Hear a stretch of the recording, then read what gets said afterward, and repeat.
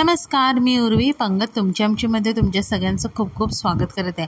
आज मी तुमच्यावर कोकणातला असा प्रसिद्ध मेवा म्हणजेच ओल्या काजूगराची भाजी ह्याची रेसिपी शेअर करणार आहे। ह्या व्हिडिओमध्ये मी तुम्हाला काजीगर कसे साफ करायचे, त्याचा डी कसा काढायचा, हे सगळं काही या व्हिडिओमध्ये मी शेअर केलेलं आहे। तर व्हिडिओ तुम्ही शेवटपर्यंत नक्की बघा। तर चला वेळ न घालवता रेसिपीला सुरुवात करूया। आता सर्वप्रथम आपण इथे काजी साफ करून घेऊया। काजी साफ करताना पहिल्यांदा आपल्याला खोबरेल तेल दोन्ही हाताला मागे पुढे असं हाताच्या दोन्ही साईडला व्यवस्थित लावून घ्यायचं आहे। अगदी बोटांमध्ये सुद्धा तेल लावून घ्यायचं आहे।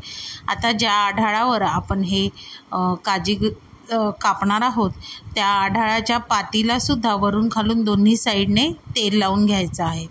आता खाली सूप ठेवायचा आणि सुपामध्ये आपल्याला हे काजीगर कापून टाकायचे आहेत। आता व्हिडिओत दाखवल्याप्रमाणे तुम्ही दोन्ही हातामध्ये काजी घेऊन मध्यभागी त्याला काप द्यायचा आहे आणि तो खाली सोडायचा आहे। आता इथे खाली टाकून दिल्यावर त्याला बिलकुल हात वगैरे लावायचा नाही। अशा प्रकारे सगळे काजी आपण कापून घ्यायच्या। आता दोन्ही काजी असं दोन बोटांच्या मध्ये धरून आपण टोकदार अशी इथे वस्तू वापरली आहे। इथे मी बार्बिक्यूची सळी वापरली आहे। त्या सळीने मी इथे काजी काढून घेतलेल्या आहेत। फक्त काजी काढताना एक लक्षात ठेवायचं की आपला चेहरा, आपले डोळे शक्यतो लांब ठेवायचे, म्हणजे त्यामधनं डीक उडणार नाही। आता हे सगळे काजी आपल्याला स्वच्छ साफ करून घ्यायचे। त्यासाठी मी एका पातेल्यामध्ये पाणी घेऊन हे काजी चांगले उकळायला ठेवलेले आहेत। आता काजी उकळेपर्यंत आपण वाटण करूया। वाटण्यासाठी इथे मी 2 मोठे कांदे, 1 वाटी सुकं खोबरं, अख्खा गरम मसाला, कोथिंबीर, 4 ते 5 लसणीच्या पाकळ्या, 1 इंच आल्याचा तुकडा आणि 2 ते 3 हिरव्या मिरच्या घेतल्यात। आता कांदा इथे चांगला लालसर रंगाचा होईपर्यंत आपल्याला भाजून घ्यायचा आहे। आता इथे बघू शकता कांदा मस्त असा गुलाबी झाला आहे। आता त्यामध्ये आपण सुकं खोबरं घालायचं आहे। आता जर इथे तुम्हाला सुकं खोबरं घालायचं नसेल तर अर्ध ओलं खोबरं आणि अर्धी वाटी सुकं खोबरं ह्याचाही वापर करू शकता। आता सुकं खोबरं भाजल्यावर त्यामध्ये आलं, लसूण, अख्खा गरम मसाला आणि मिरच्या घालून आपण ते व्यवस्थित भाजून घेणार आहोत। आता ह्या स्टेजला आपण गॅस बंद करायचा आणि मग त्यामध्ये आपण कोथिंबीर घालायची। आता हे वाटण सगळं थंड करून घ्यायचं आणि मिक्सरला वाटून घ्यायचं आहे। आता इथे तुम्ही बघू शकता आपल्या काजी चांगल्या उकळलेल्या आहेत आणि वरती जेवढा जो डीक आलेला असतो आणि जेवढा कचरा तो सगळा वर आलेला आहे। आता तो स्वच्छ गाळून घ्यायचा आणि ही काजी जी आहेत ती आपण सालापासून वेगळी करायची। गरम पाण्यात घातल्यामुळे तुम्ही इथे बघू शकता सालं अगदी पटकन निघालेली आहेत। आता ह्यामध्ये मी 1 मोठा बटाटा मध्यम आकाराचा कापून घातलेला आहे। आता फोडणीसाठी इथे 1 चमचा तेलामध्ये मी कढीपत्ता आणि हिंग ह्याची फोडणी घातलेली आहे। कढीपत्ता चांगला तडतडला की त्यामध्ये मी 1 बारीक चिरून कांदा घातलेला आहे। आता कांदासुद्धा हलका नरम झाला की त्यामध्ये 1 टोमॅटो घातलेला आहे। आता टोमॅटोसुद्धा आपल्याला चांगला नरम करून घ्यायचा आहे।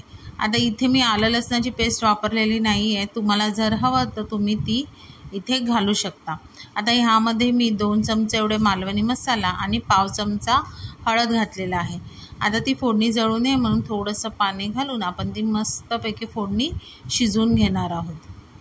आता फोडणी चांगली शिजल्यावर फास्ट गॅसवरच आपल्याला हे जे साफ केलेले काजू आणि बटाटे आहेत ते घालायचे आहेत आणि चवीनुसार मीठ घालून फास्ट गॅसवरच आपल्याला हे चांगलं परतून घ्यायचं आहे। आता इथे बघा व्यवस्थित चांगलं परतून झालं आहे। आता 5 मिनिटासाठी फास्ट गॅसवर आपण झाकण लावून ही भाजी चांगली वाफ आणायला द्यायची। आता 5 मिनिटांनंतर तुम्ही बघू शकता इथे भाजीला चांगलं पाणी सुटलेलं आहे। आता त्यामध्ये आपल्याला हवी त्या अंदाजाने पाणी घालायचं, म्हणजे तुम्हाला जशी ग्रेव्ही हवी आहे त्या अंदाजाने तुम्ही इथे पाणी ॲड करायचं आहे। आता इथे भाजी जवळजवळ 50 ते 60% शिजल्यावर त्यामध्ये आपण तयार केलेलं जे वाटण होतं ते आपण ह्यामध्ये घालायचं आहे।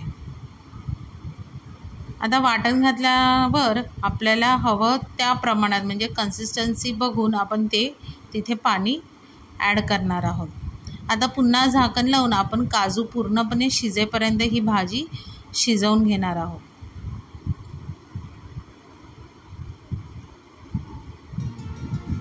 आता इथे बघा तुम्हाला मी दाखवते काजू मस्त असे शिजलेले आहेत।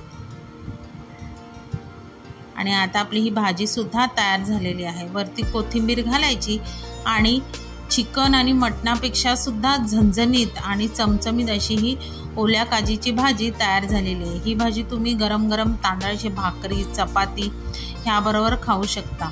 नक्की तुम्ही ही भाजी घरी ट्राय करा। रेसिपी आवडली तर रेसिपीला लाईक करा, कमेंट करा। चॅनलवर नवीन असाल तर चॅनलला सबस्क्राईब करा आणि अशाच नवीन व्हिडिओच्या नोटिफिकेशनसाठी बेल आयकॉनला प्रेस करायला विसरू नका। तोपर्यंत मस्त राहा।